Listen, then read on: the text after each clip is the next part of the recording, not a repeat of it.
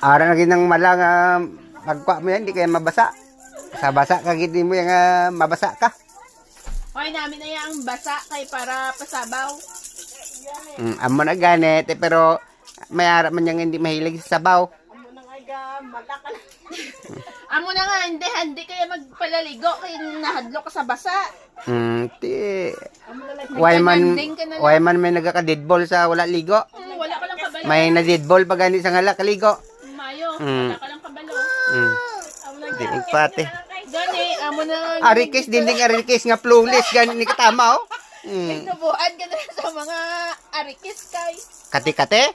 Why gani ni mas kati-kate. Amo lang niyang way ka paligo nga way gid sang arikis kag kati-kate.